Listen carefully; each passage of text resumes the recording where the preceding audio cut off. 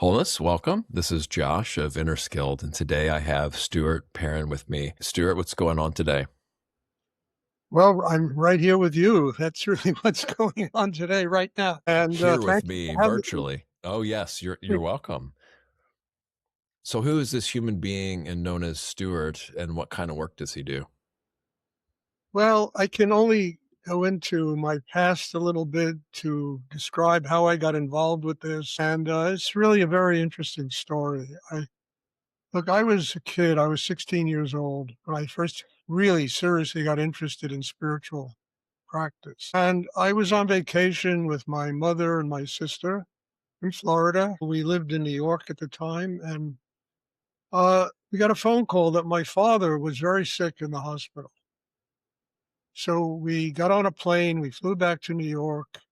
We went to the hospital, and my father was lying in bed with 106 fever. He was shaking. He didn't recognize me or my mother, my sister. And this went on for about a week to a week and a half. Uh, at one point, I walked into his hospital room. He was lying in bed in a state of total serenity, total serenity. And I could look into his eyes. I could see every 1,000 miles. I mean, it was so clear. Never saw my father like that before. The room was full of light and had an energy that I had never experienced before. I took his hand and I said, "Do you know me?" And he said, "Yes." Shook his head, "Yes." Anyway, I walked out into the hospital corridor and I bumped into his nurse. And this woman, God bless her, she changed my life. She said to me, to her experience, just before people die, they go into this state of having let go of everything.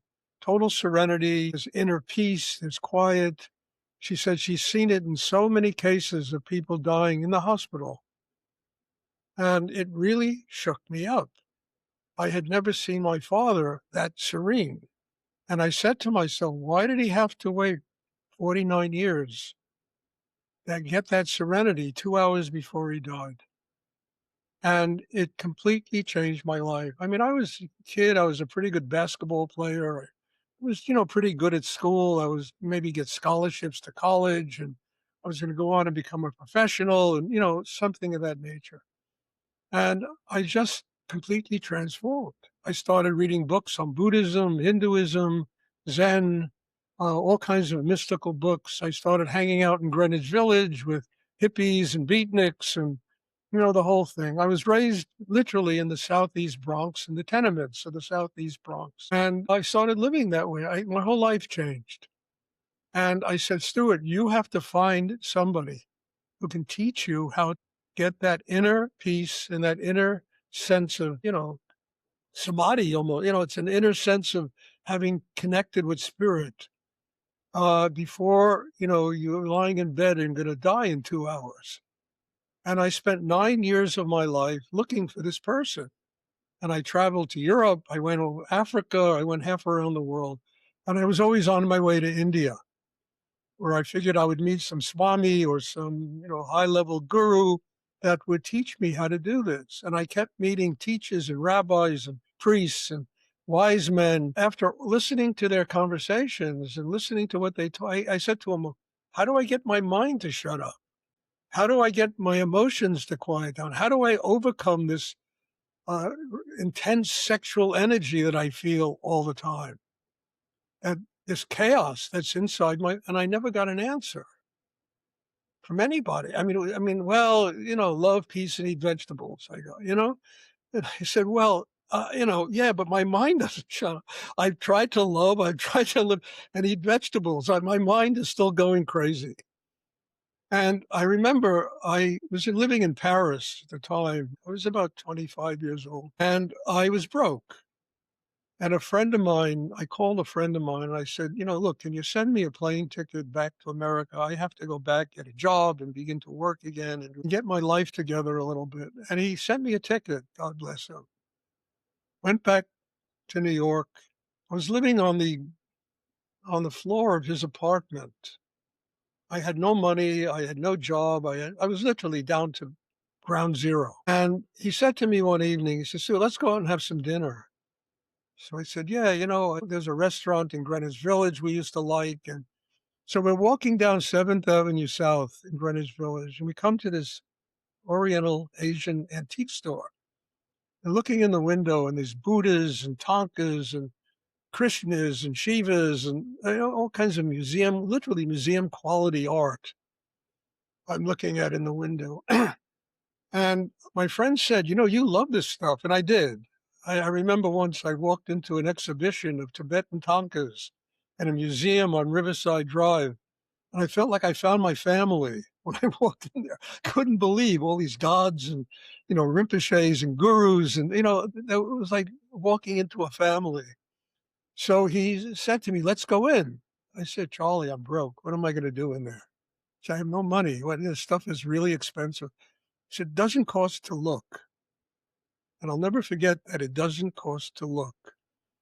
And I walked in the door of this gallery, and standing in the center of the gallery was a man that I felt an energy coming out of him that was really like the energy I felt in my father's room. And it was this powerful but serene energy coming out. I could literally see light coming out of this man. And I was attracted to him like a magnet. And he started showing me pictures of him studying in India with a guru. And he started talking about what he taught. And, uh, and he said to me, if you want to come study with me, come back here at 5 o'clock tomorrow. As I walked out of this gallery, I turned around and I saw this man. And I said, it was that same serenity I saw coming out of my father. And I said to this friend of mine, I said, Charlie, I got to go see this guy. I don't know what happened in there, but I have to go back tomorrow and see this man. So the next, went out and had dinner. This is a great story. It should be in a book. We went out and had dinner and came back to this tenement where this friend of mine was living. And we were walking up the stairs. We met a guy named Ed Borden in the stairwell. And Ed said to us, why don't you come into my apartment and have some tea? So we said to him, great. We went into his apartment. Now, as I'm sitting here and breathing, this guy had like a $500,000 Oriental art collection in his railroad flat with a bathtub in the kitchen and a toilet. And I said, where the hell did you get all this stuff? And he said to me, there's a guy in Greenwich Village named Rudi. And you see the picture over my shoulder? And he said to me, who I got this stuff from. And I said to myself, Stuart, the gods are talking to you. Listen, once in your life, listen. So the next day I went down and at 5 o'clock, I met him in his gallery. And he showed me a meditation exercise, which was exactly what I was looking for. He showed me a meditation exercise that enabled me, after doing it, not the first time, but after doing it for a while, to transform all the chaos in myself into an open heart, into being grounded inside, quiet mind, after being capable of activating Kundalini without Kundalini burning me up, having the strength inside to deal with the forces of life and karma, having the strength inside to absorb the Shakti, the energy of a higher nature, having the strength inside to activate Kundalini. And I had never experienced anything like it. It was extraordinary. I said, see, look, I was kind of raised in the streets of the Bronx. And, I was never one to get involved in monasteries and ashrams and places of that nature. I needed to find out, as a kid, I knew this, I needed to find out how to make life sacred. My karma was something that brought me to the earth to learn not how to hide out from life, but how to embrace life, how to find the sacred nature of whatever life has to teach me to grow inside myself and to connect with a higher energy in the universe. And doing the meditation that this man taught me enabled me to begin to do that. I was able to live in a place like New York City, which is a pretty intense place, and have a spiritual life. I was enabled to transform family difficulties, friendship difficulties, economic difficulties into a teacher that said, Stuart, it's not the fault of the outside world. You have to get stronger inside. You have to build within yourself the capacity to stay connected with Shakti, with higher energy, and allowing that energy to nurture you and develop a chakra system that was strong enough to be able to deal with all of these external forces.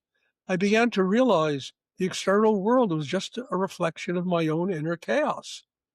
If I change inside myself, my ability to deal with the external world is going to change. And, learning this meditation that I learned from this gentleman whose picture is up there, it enabled me to do this. It didn't happen in a week or a month or even a year. It took time. And I began to realize time was my friend. Time was giving me an opportunity to learn something that was extraordinary.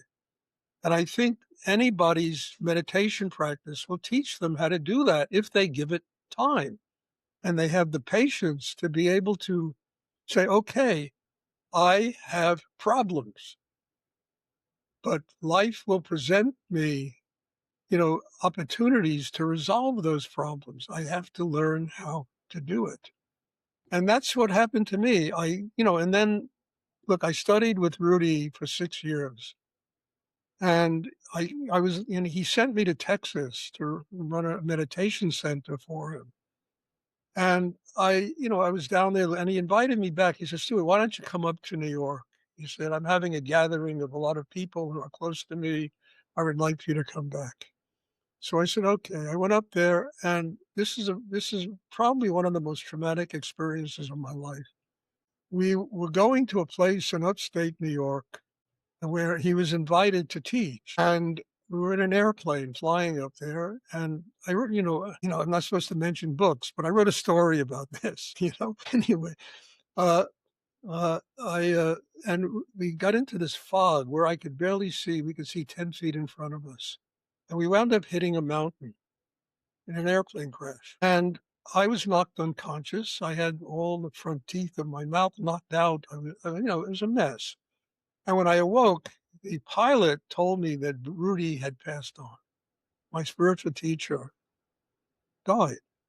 I got out of the plane. I started giving him artificial respiration. I was trying anything I could to revive him. And I realized he had passed. And my first thought was, the moment we hit that mountain, I was holding his hand.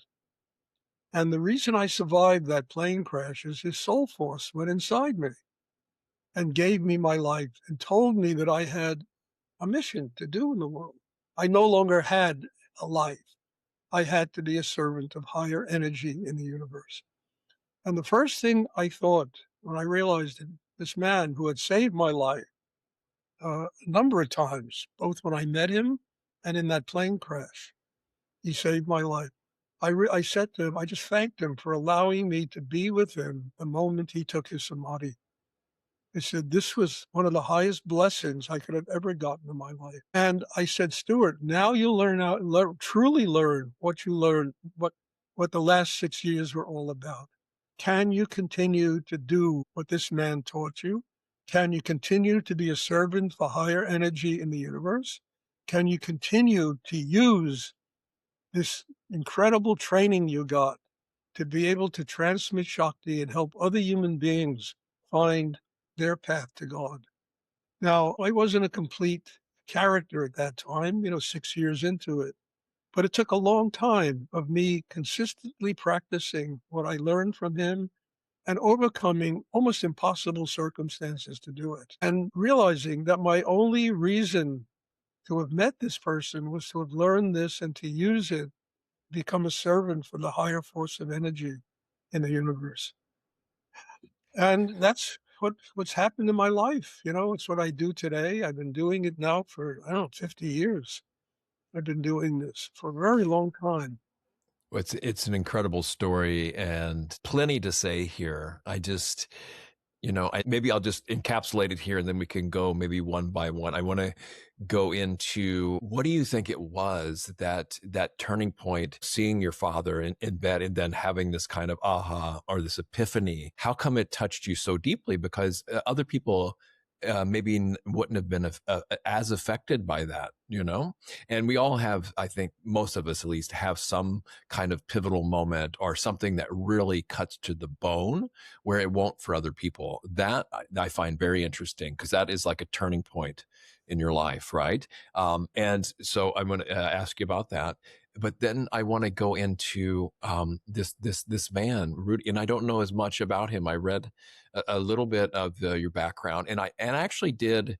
And I'm sorry for the, I don't know about apologizing, but yeah, it does seem a very profound incident here. And I actually researched this a little bit, so you'll have to forgive me because I just did it cursory with Chat GPT, right? And we know it gets it wrong a lot, and it's kind of the lazy man's research, right? Please correct me if I'm wrong or fill in the gaps here. But the New York Times was the only one that reported on this plane crash, and that's the big boys, right? I mean, they're like, that's the big guns. And from what I found out, that pilot, he had this, I don't know if he had ever, he barely just got his license or something, and they let him fly in the fog, so, which is really bizarre. But what was more bizarre, I thought, was that there was no real report or incident filing. I think I couldn't find they said there was no accident report filed or anything like this. So to me, I mean, no offense or anything,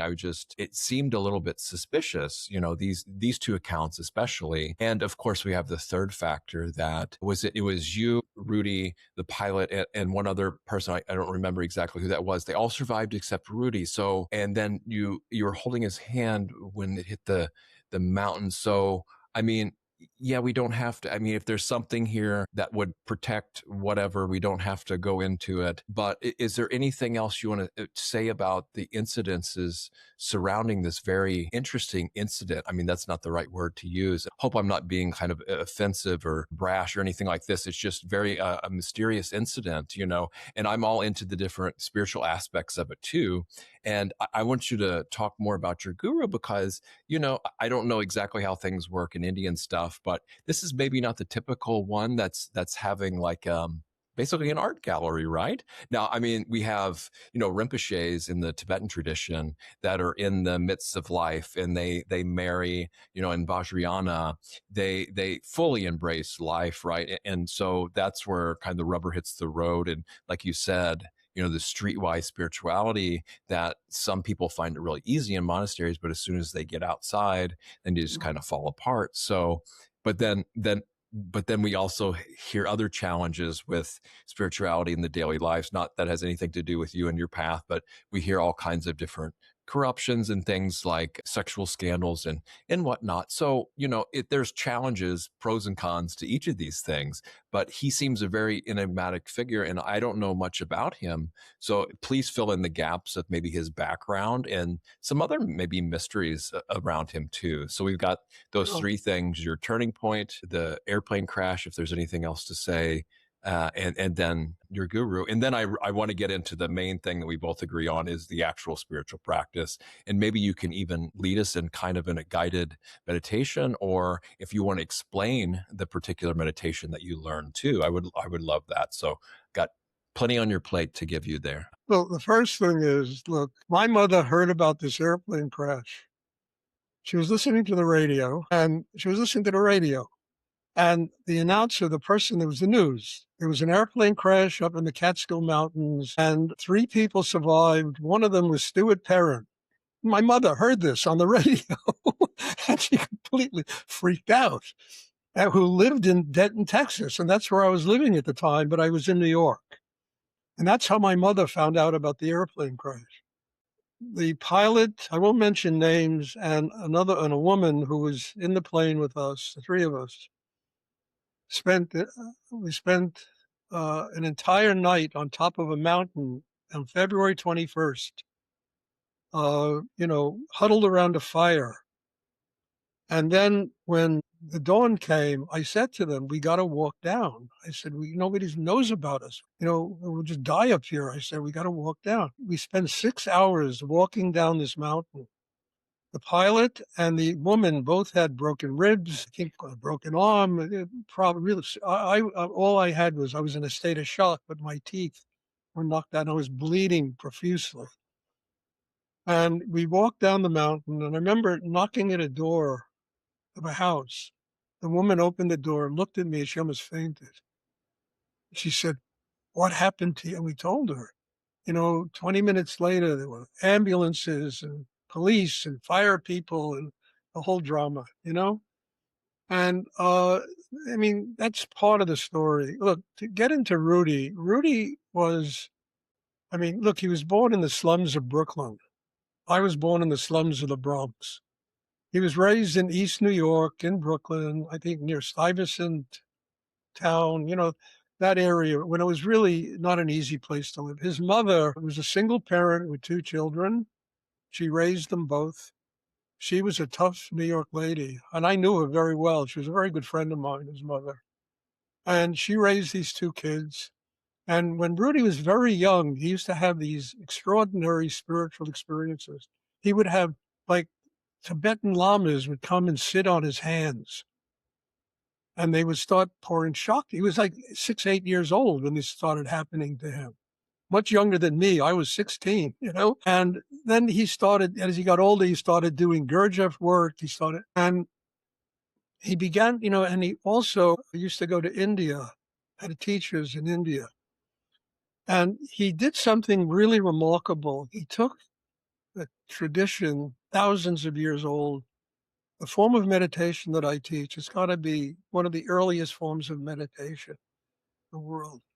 And he applied it to living in the Western world. He said, I'm not living in India. I'm not living in an ashram. I'm living in the West. How can I? And he found a way to do it. He taught a remarkable thing. He said, look, where is the foundation inside a human being? And what is this chakra system, which is connected to spirit? And he showed me, he said, there are 7 basic chakras. There's one here, there's one in the throat, in the heart, right below the navel, the sex, the base of the spine, and the top of the head. He said, nothing in the chakra system is going to work unless you are grounded inside. You have to build foundation inside yourself. Foundation is not in the heart chakra, and it's not in the mind. Foundation is this area right below the navel in the core of your being that the Chinese call the tian, the Japanese call the hara. And you develop a thing in yourself called chi. In order to develop this chi, you have to learn to use the mind, not as a thinking instrument, because that'll just drain you dry, but as a surgical instrument. By focusing it in the chakra below the navel, it opens that chakra. It becomes like a surgical instrument. It's the most powerful thing we have inside us, the mind. The energy of the mind becomes like a surgical instrument that opens the core of your being. The next element, he told me, is breath. Breath is life. Try not to breathe for 5 minutes and see what happens. You don't have to eat for a month and you can live. Try not to breathe for 5 minutes. And as you inhale, the capacity to use the breath, you learn a particular breathing technique that he called the double breathing technique to develop the core of your being, to develop the heart chakra, to quiet the mind, and to enable oneself to be connected to this higher force of unity. You're not damming up the works inside yourself, because there's all this emotional tension, mental tension, et cetera, et cetera. And he was an amazing being. And he used everything he learned about Hinduism and Buddhism to develop this form of meditation. And as a kid, at 16, I was 25 at the time, I was looking for something like that. There has to be a way to build a system inside without me having to run away and live in a monastery. And he taught it to me. And I'll tell you a great story I had once with the Tibetan Rinpoche. This is really an amazing story. I was in India, this is about 1977, 78, and I was in Darjeeling. And I met a bunch of, Tibetan lamas, a couple of them. One of them was a very good Thangka painter.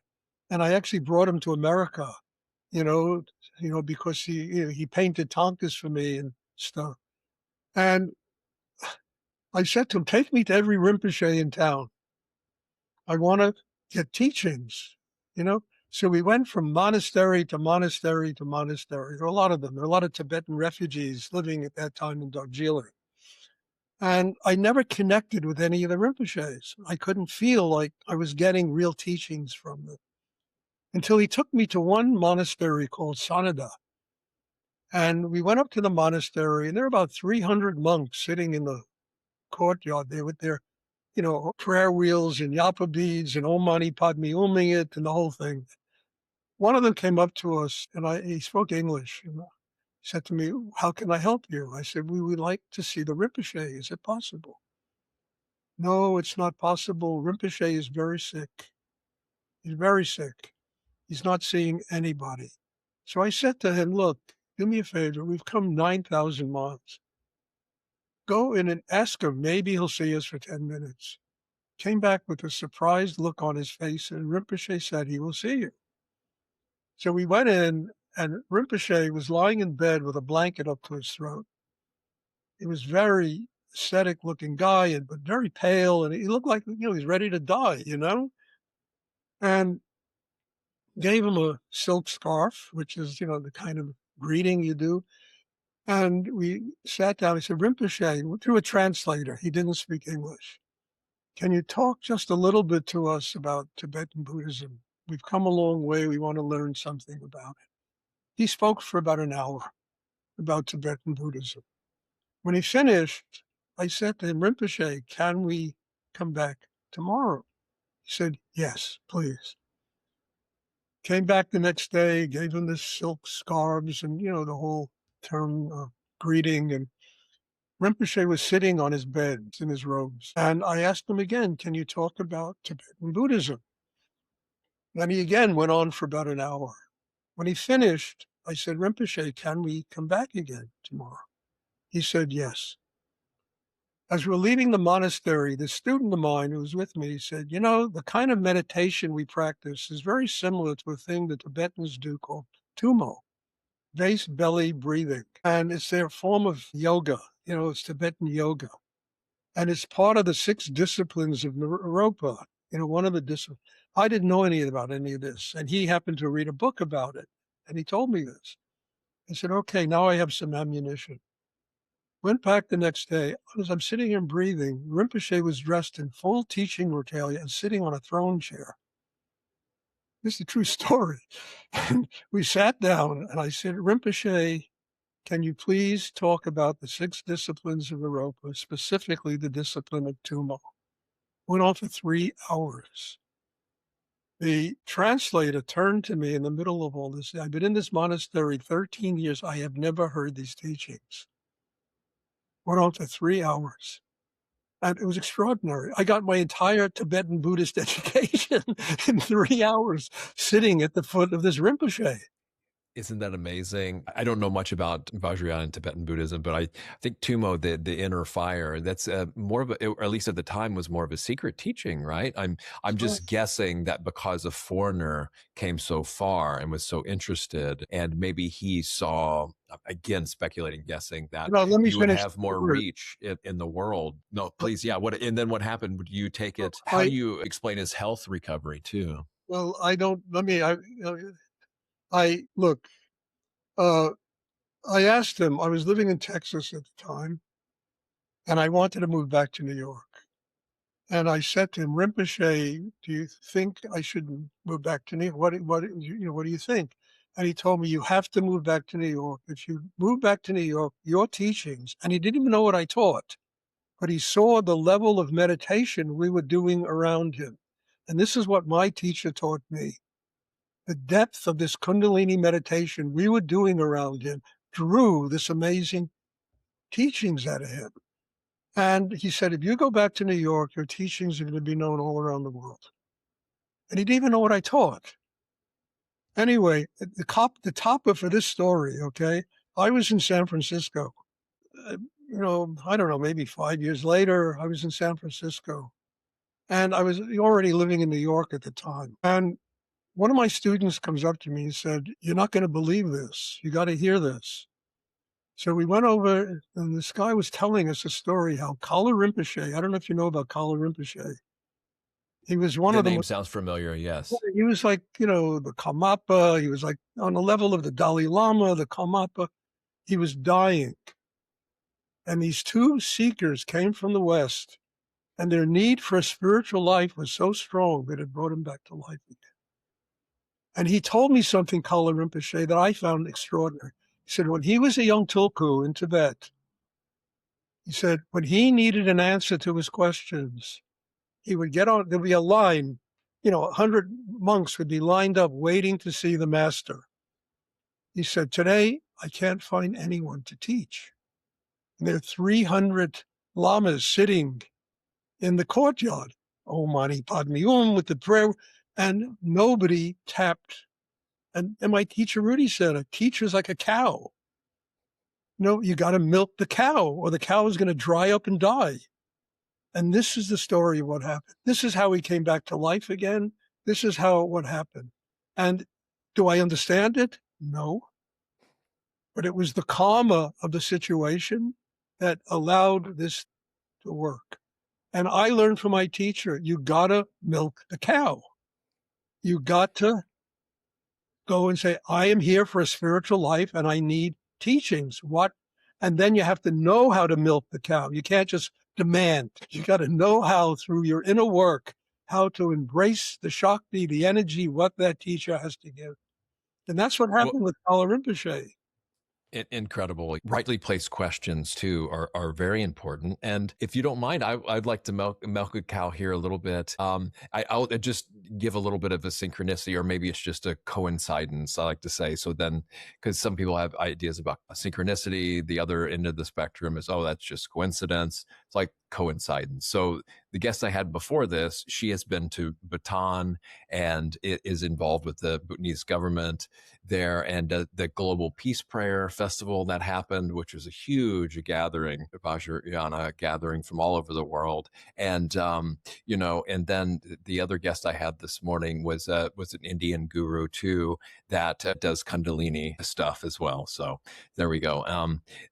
But I want to ask, because my girlfriend, I would say she's highly clairvoyant into very unique teachings.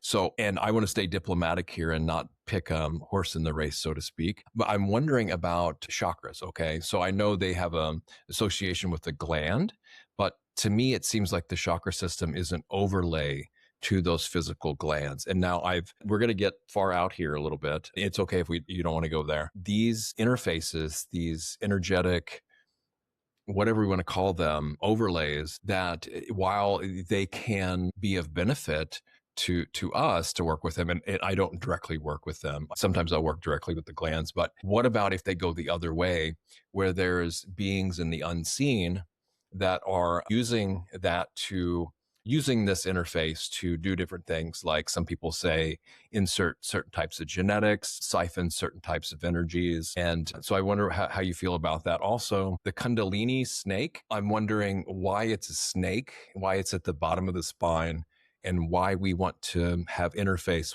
and awaken a snake. And also, could what's known as the higher self actually be some other type of being masquerading as, I'm going weird here, right? Masquerading actually as something it's not, pretending to be something it's not, pretending to appear and give something but it's actually something other than it is, in order to have power or either manipulate or get some kind of benefit through maybe some kind of deception. Is that a possibility? Or have you heard anything like this before? Have you investigated anything like this before? What my take on is, Okay. Spiritual energy is not polarity. It's not energy of contrast. It's not an energy of good and evil. It's an energy of purity that emanates from the source of creative energy in the universe. When it comes into people, you understand, a person with training, a person who has rootedness inside, foundation inside, has developed that chakra, a person who can live with their heart open, where there's love, there's joy. I always say happy people are enlightened people, but find a happy person. It's like the Holy Grail. I'm looking for the Holy Grail. That the person whose mind is quiet, that energy comes through in a pure state and it guides their life. And they do positive things in the world. If that energy comes into you and the mind is in this chaotic state where it's analyzing and figuring out and trying to pick and choose what's real and what's not, the energy becomes that. And our covenant with higher energy is to use inner work to build a system that allows it to flow through us and to guide us so that our actions, our karma, becomes a reflection of that higher energy working in the world.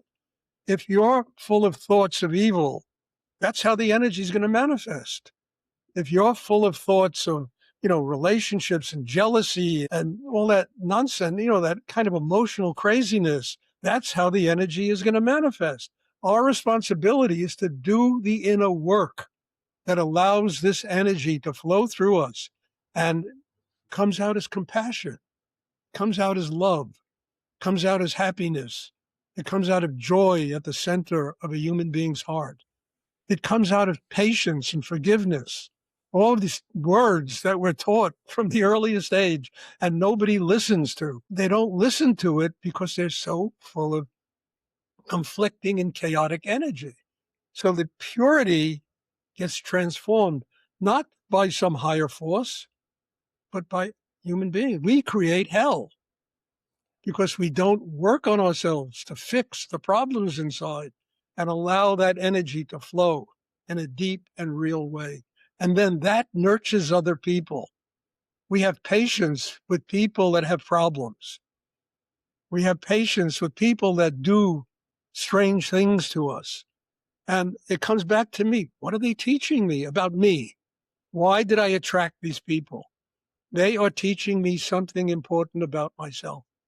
So when when life itself becomes your teacher, it's a whole different way of approach. And you got to be really strong inside because emotions and mental energy and intellect, it's all such powerful energy that it controls and consumes the lives of people. And when the spirit comes in, it's pure and we transform it into insanity. We turn it into wars. We turn it into genocide. We turn it all this madness that goes on because that's what exists inside people. And I always say all this madness is never going to stop until people fix themselves. Everybody's fixing the world. They're fixing the objective world. They're trying to fix illusion. It's all an illusion. If they would fix themselves, then the external world would get fixed. So I hope that answers your question. Well, it just, yeah, we're not going to be able to address it on the level that I put it to, but on the level that you presented it, yeah, I absolutely agree. The Buddha, he taught with generosity, right? That was the first thing he would teach anyone because we get happiness when we're considering giving, while we're giving, and then after we're giving. So it's a three-way, and it goes against the stream of the world. Like, what can I get for me? How can I get this? How can I take advantage of someone else to get? So it flips that around and it conditions the heart and mind for kind of more spiritual work. And then the next stage usually is ethics, non-harming, and the 5 precepts in Buddhism. And these are not like a commandment, right? These are for our own well-being and those around us. And it took me meditation to be able to see how foundationally important just this ethical training is. And it's a training too, because it's not perfect. And we learn, like you're saying, that everything in life is teaching us, right? And we can learn from it. So everything that happens is an opportunity for practicing these basic precepts and rolling it into our spiritual practice. And then, meditation and wisdom are kind of the other aspects. Yeah, absolutely. Yeah, I couldn't agree more with that. And that's why I kind of gave up on any kind of political things or external solutions. It's great. We do what we can. But at the end of the day, how am I going to be able to meet the external with the same kind of level of consciousness and mind and heart?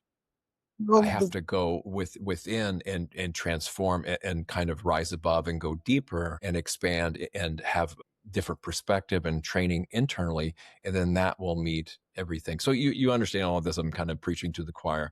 I was curious though, but usually I don't know much about Kundalini. So I'm trying to learn a little bit. I don't practice this, but I was always told that it arises from the base of the spine and comes up. And you mentioned earlier this, what they call if it's not ready, if it prematurely awakens, and it's like a Kundalini syndrome. I think some people have called it when they're not ready and it happens too prematurely, or some people do certain practices to get it artificially to come up. So how do you, I understand the kind of the descending higher energies coming down, but what about the lower energies, what we're told about Kundalini coming up? What is there to say about that? Well, it comes back to a simple answer. A simple answer. You need to be grounded inside. Look, people raise Kundalini with LSD. They raise it with marijuana, with hallucinogens, and they burn out their system. Then everybody says Kundalini is dangerous. It's not dangerous. It's the people that are using it in an unconscious way. They're awakening it. They're not ready. They haven't spent the time developing the strength inside that can truly activate Kundalini in a healthy way. Yeah, They're agree more. Yeah, activating it in a dangerous way.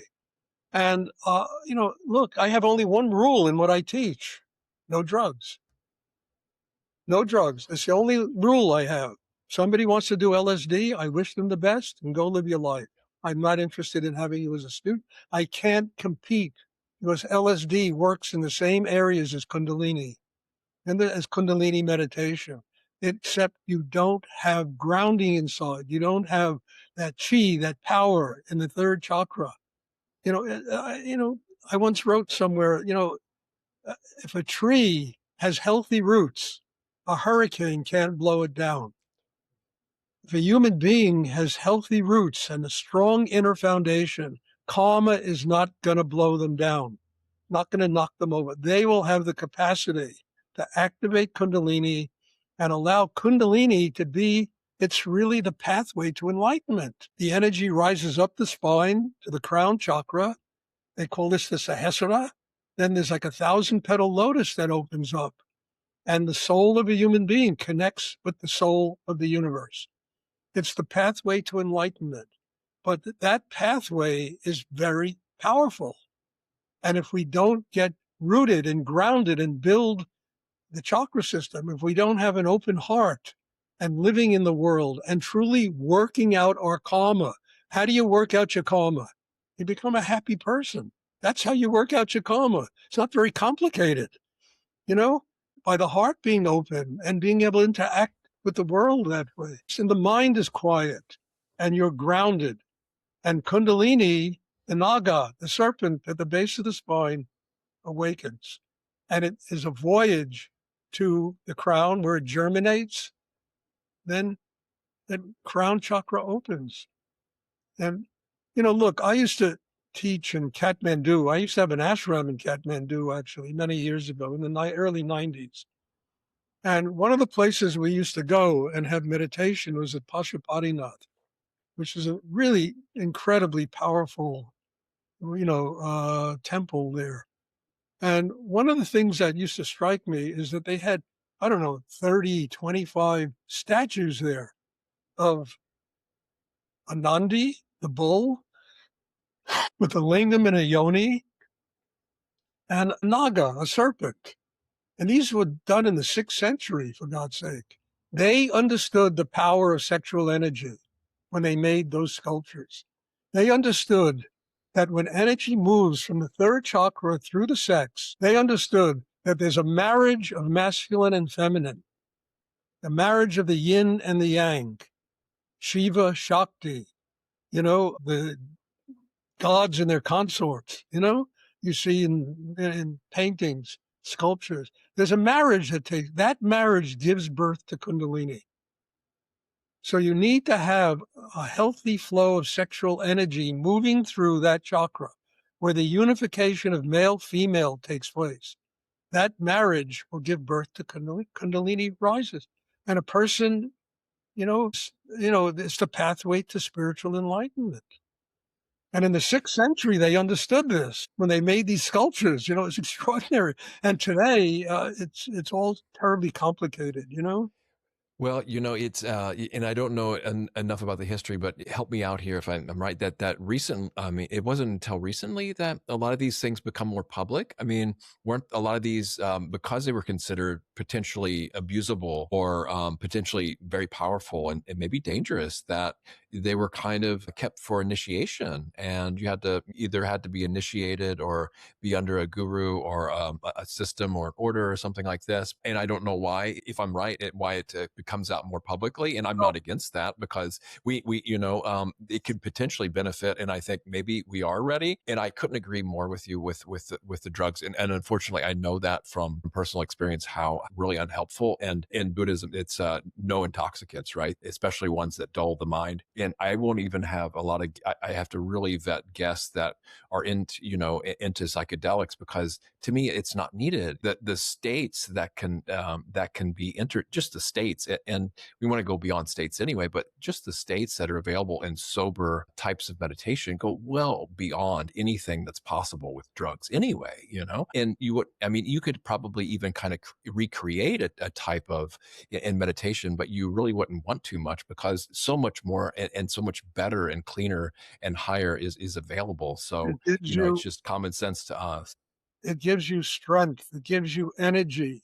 It gives you vast creative capacity to live your life. It enables you to deal with all of the kinds of tensions and negativities in the world without allowing them to throw you off balance. But I want to get back to something. I 100% agree with this whole thing. You need a teacher. If you mess around with Kundalini, you're going to wind up in a sanitarium. You need somebody to train you in how to develop a system inside that is strong enough to activate Kundalini. But if you start messing around with it, playing around with it, using drugs or whatever, and you don't have somebody to guide you and help you build a really strong chakra system inside, forget about it. You're going to wind up in a sanitarium. And I think it's very dangerous. I agree. It's very Yeah, dangerous. I agree too. I did Kundalini yoga one time, and I just felt how powerful it was. And I didn't want to commit to that path, because I knew that's just something I couldn't do on my own, and it would have to be a serious commitment with a teacher and a whole system like that. So yeah, I can echo that as well. Yeah. I learned from Rudi. He trained me in how to develop a system. So it not only gave me the capacity to activate Kundalini, it gave me the capacity to live in the world, be successful in the world, deal with all of the problems that the world has to offer, and at the same time, not be, trapped by it, not be imprisoned by it, how to be free of it, how to use it as a teacher. Not only activates Kundalini, it really teaches one why we are born here, what we have to learn, what we have come to the earth to learn, and how to embrace life instead of turning life into an enemy. And I think, to me, this was equally as valuable as activating the Kundalini, because I wasn't born in the cosmos. I wasn't born on some cosmic range with the Akashic record and all that stuff that goes on up there. I was born on the earth. Why the hell did I come here? With all the suffering, the pain, the difficulty, the wars, all the stuff that goes on here, having to make money. When I was a kid, I couldn't stand the idea of making money. I used to like to write, and I wrote poetry, and I wanted to be a writer. And I'll never forget, this is a great story, okay? I was in Texas running an ashram for my teacher, Rudi. And I was working probably 19 hours a day. I was teaching 2 classes. I was teaching in universities and prisons and hospitals. And I had 25 people living in this house that I had to deal with. I was running a business on top of it. And one day, one of the things I always had problems with as a young man was money and success in business. I never wanted to be in business. I always thought it was a nightmare to have to do that. So one day Rudi was there and, we went to the prisons and all the places and the ashrams I had started for him down there and all that stuff. And we're standing on the porch of my house, and he tells me, "Stuart, you're not working hard enough." So I looked at him, I started to laugh. I said, "Rudi, what should I do?"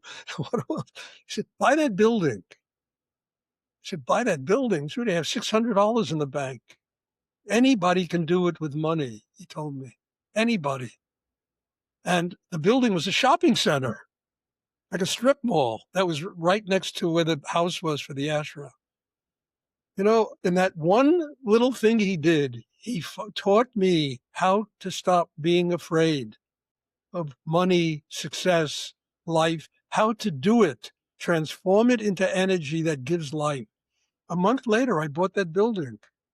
Ask me how I did it. I don't even know. It just worked. I went up to a higher source. I got the energy, came down. It manifested. And a month later, I was signing a contract to buy this shopping center. And you know what it did for me? It overcame my fear of success, of money. And he looked at me and he said, you need to overcome this. But he didn't just say it in words, buy that building, you know? And it was amazing. So there's not just Kundalini, there's karma, there's living in the world. I mean, I used to have a student who did meditation, I don't know, some form of meditation, and she would do it 3-4 hours a day.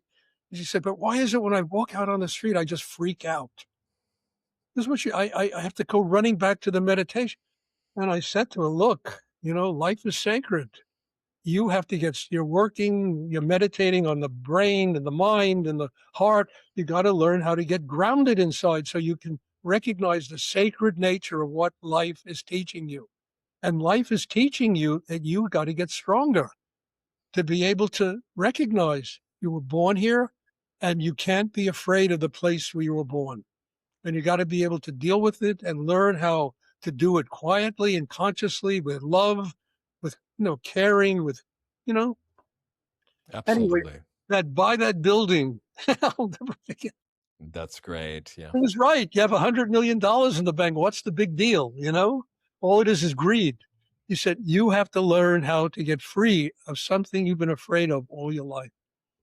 And I did. I It's got free of it.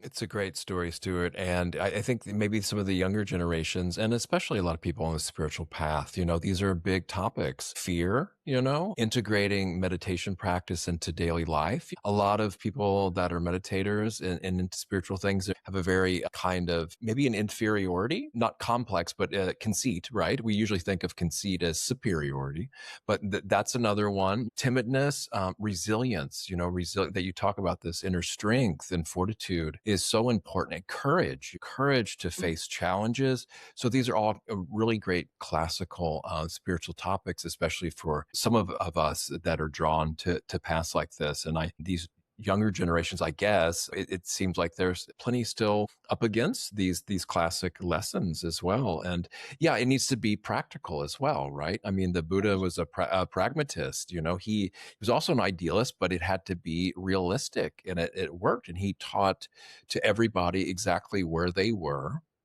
And he addressed them where they were, and he taught all people from farmers to just regular folks, all the way to kings and even devas. So yeah, it's really the full spectrum human is like the term I like to use. I agree. Yeah. Life is sacred, all dimensions of it. And I mean, look, just before I left for Texas to run this ashram for Rudi, he took me aside and he said to me, Stuart, if anyone ever asks you who the guru is, you tell them the guru is life.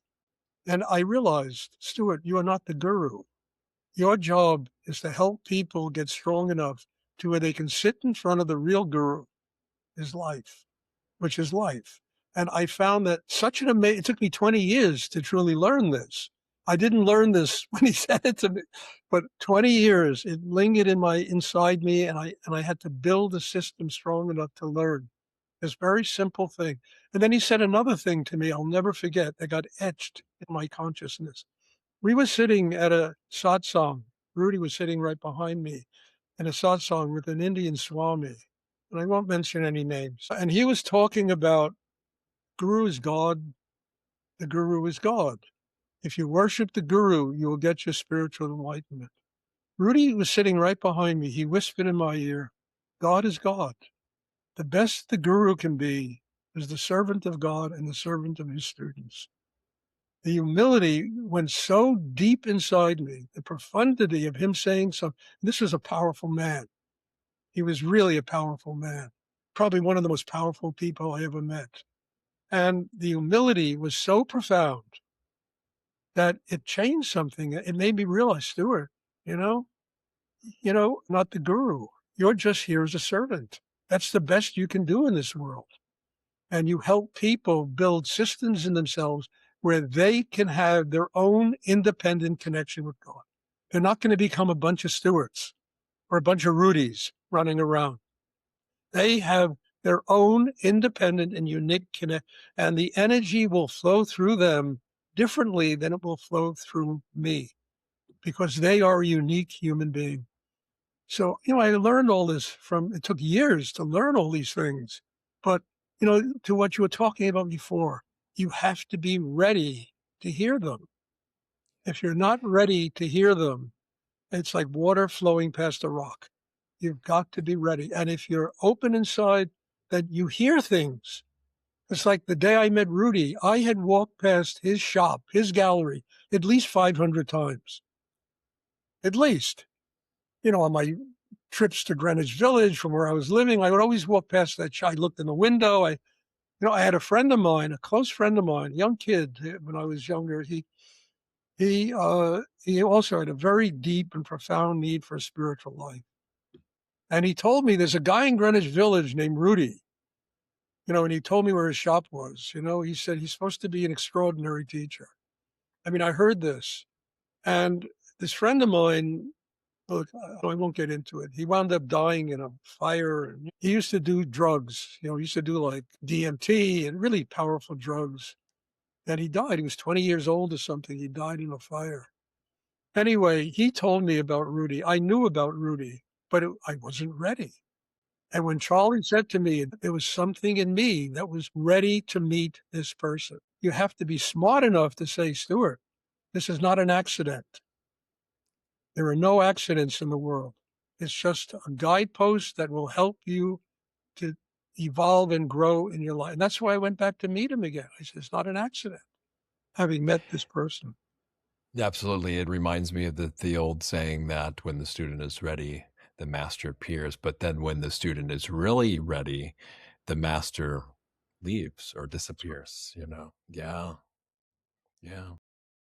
Anyway, it's been a great interview. I appreciate that, Stuart. And yeah, and this matter of life and death, that's faced with life. And I would just reminds me also of that famous Ram Dass quote: "If you think you have any kind of spiritual advancement, just go spend time with your family." Life, if you've been thinking let's just say, if I think I've been gliding through life and got this mastered, have some degree of wisdom, I just spent a couple months living with my folks again. And wow, let me tell you, it's nothing more humbling than that and putting me in my place. Let's just say that for sure. So yeah, life smacked me upside the head again there, and Uh, grateful for it now. Yeah, but it's family is great for that. Like Rudy told me once, he said absolutely totally. I couldn't pay a therapist $200 an hour to point out what's wrong with me that my mother can do in 5 seconds. Exactly. Oh my God, that's so great and so true. And he It says, is really he incredible, loved isn't his it? mother. He loved her. He did so much. He went out to do so Oh, much for her, that woman. But he told me yeah. that in 5 seconds, she'll tell me exactly what's wrong with It's so true. Okay. All right, Stuart, this has been really fun. And I am just implore the world that we need more wise elders like yourself. It's really a treat and a joy to meet wise elders on the path, and consider myself fortunate to be able to meet folks like you and teachers, and I guess lineage holders too, like you. With that, may all beings everywhere realize awakening and be free. Bye now. that. Thank you. God bless you. Thank you. Thank you.